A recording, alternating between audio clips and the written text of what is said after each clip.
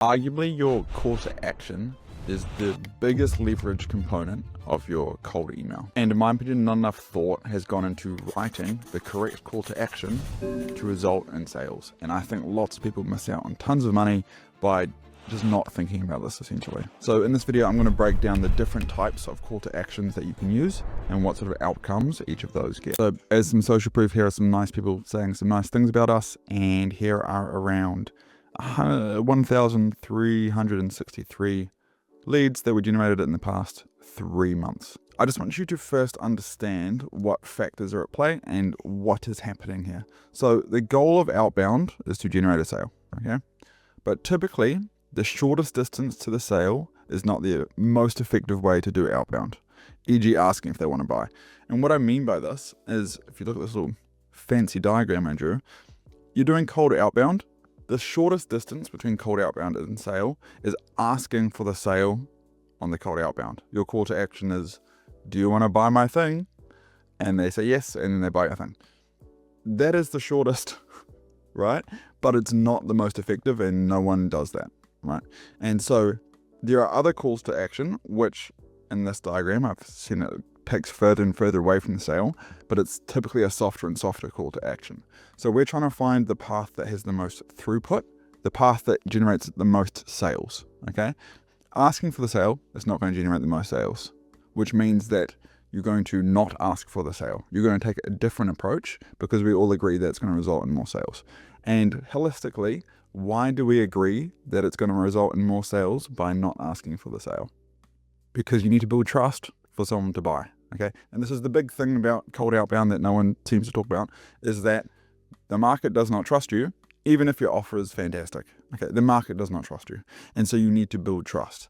And that's typically why you don't ask for the sale on the cold outbound. You ask for some other way, which then allows you to start building trust. So what are some other ways that we can do this? You can ask for a call, and then you have a sales call. And then on that sales call, you build trust, and then you pitch and you ask for the sale. And that results in sale. So this typically results in more sales than this, right? Or you could have a lead magnet, right? And then you deliver the lead magnet, and then you ask for a call, either as a way of delivering the lead magnet or after you deliver the lead magnet, depending on it. And then from there, you ask for a sale. Or you could ask who the best person at the company is to reach out to. And then you can say, hey, Joe sent me over. I've got this free lead magnet. Would you be open to me sharing it with you over a call? And then you ask for another call, and then you ask for a sale, right? So there's different paths that you can take from the cold email to get to the sale. And typically, the softer the CTA, the further the path is from the sale, but the more throughput you're going to get.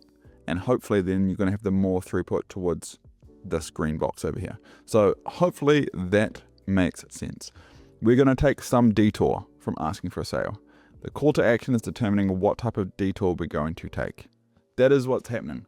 And when people do their cold emails, they don't think about this, which is crazy. But anyway, golf analogy. I'm going to keep hammering this analogy because I think it is great. So you're playing around a golf. You're on a hole. You're at the tee box. You're going to get the ball onto the green so you can put it into the hole, essentially. That's the theory. So asking for the sale is essentially just being like, yeah, I don't care that the par 5 and the hole's really far away. I'm just going to try and bomb it and get it onto the green and then try and close them, okay? And you will just hit the ball out of bounds every time. So that's why people don't do that. They're going to try and get the ball onto the fairway, okay? And what we're saying here is essentially the lead magnet, or the call to action rather, is going to dictate what is the plan here. Are we planning on trying to, send out 1 million emails with a really harsh call to action and then just have a really short sales process?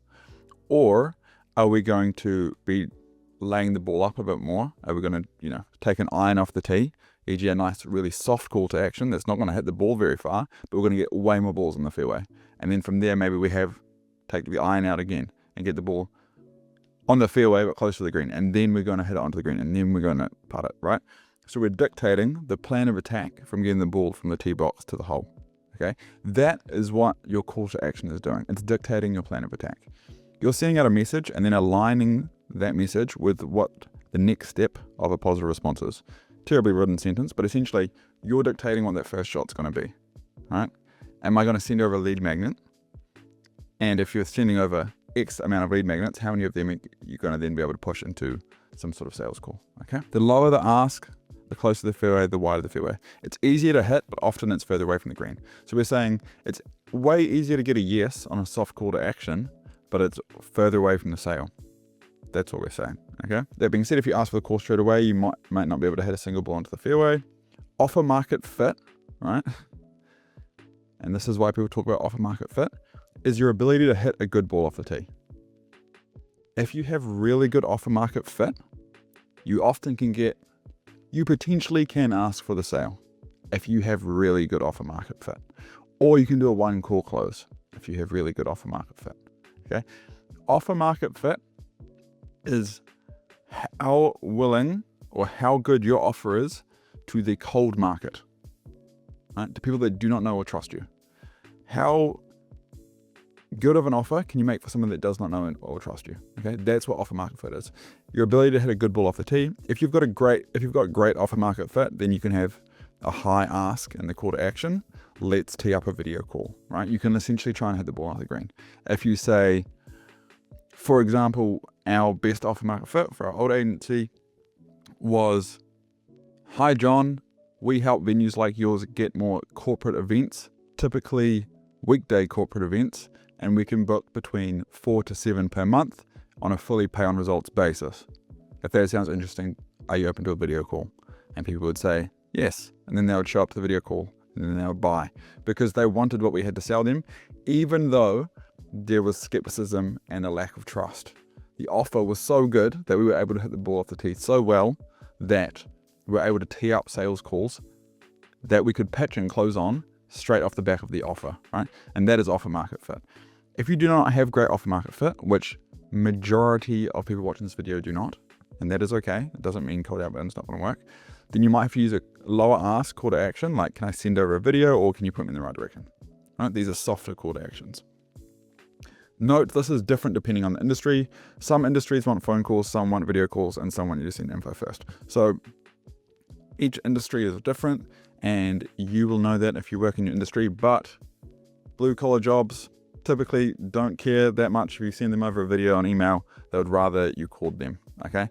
And someone who works in like e-com does not want you to just call them. That's kind of inappropriate and rude. They'd rather you send them a Lumen video via email. So different industries have different standards based on how they work and what the demographics are and everything. So that is part of the environment that we're working with them. Okay, so I'm just going to go through a quick example to hammer this home. Let's say you have the same email, so the same offer to the same audience, saying similar things. And one of them, your call to action is, can I send over a video? So you've got the sending over a video call to action, and it's got a 1% positive reply rate. And the quick chat has a 0.2% positive reply rate. So essentially what we're saying is, in this case, the lead magnet is, do you mind if I send over a video? So you do cold outbound. One of them's asking for a call. One of them's saying, hey, do you mind if I send over a video? Okay. And 5 times more people, which is typically what we find, is open to you sending a video as opposed to just jumping on a call. Let's say you make videos and about 1/5 of them result in a call. So the emails to book calls are the same. Okay. So this is just going to add some more complexity here, but I think you can handle it. So if you sent 5 of these for every one of these, and then 1 in 5 of these is open to a call, so you actually end up with the same amount of calls, okay? What you're actually going to find, the calls from people that have watched the video are better quality.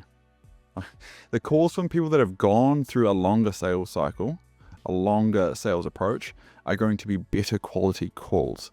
And this makes sense because they have seen more of you, and you can also, you can nurture the remaining 4 that didn't end up wanting a call to try and turn them into calls down the line. So another thing to think about here is if you have a soft CTA and you nurture them into 1 sales call, and you have a hard CTA that gets them into 1 sales call, the sales call that's gone through a longer need nurture process will typically be a better quality prospect because they're going to have more trust that you can do what you say you can do because they've seen more of you by the time they get onto that sales call. Okay, so calls from people who have watched the video are better quality.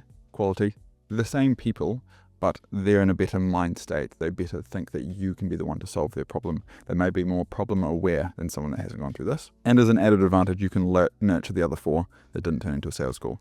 The downside is this takes significantly more time and effort for you or your salesperson. Okay, so it's lovely to build out a nice long nurture sequence with, voicemail drops and sending them a Loom video and making them a video and sending it to them on iMessage and doing all this stuff, but it has to be done, and that requires complexity. So you need to test options and then look at your situation, decide what's best for you.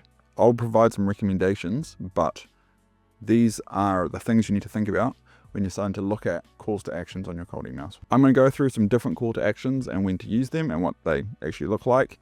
So quick chat, this is probably the most common one. Here's an example. Happy Sunday, Mark. Just as a Easter egg side note, we email 7 days a week, Saturday and Sundays. We get good call volume. You should also email on Saturdays and Sundays. We generate moving companies' steady referral pipeline by partnering them with local real estate agents and staging companies who need trusted movers for their listings. That is the offer. Well, continued. We generate at least 5 new referral partners in the first 60 days, the kind that lead to repeat jobs, not just one-offs. Let me know if you're open to a quick chat and I can explain how it works. The quick chat call to action. This is desirable because we're getting really good call volume from this email and it makes sense. It's a logical opportunity for a moving company to grow. They're like, yeah, maybe if I do just get partnered with all the local real estate agents, then I could grow my company easily. That's the clear opportunity. We're also targeting a niche where calls are appropriate over a video call because many of the owners in this case might not be in the office, they might be out doing jobs. We're emailing owners who often reply with their phone number and their email signature, so it's easy to move them towards a call. Some industries have been burnt with quick chat call to action and hence are less likely to respond. They have bad experiences with this in the past. Typically, internet-based businesses are less receptive to this call to action.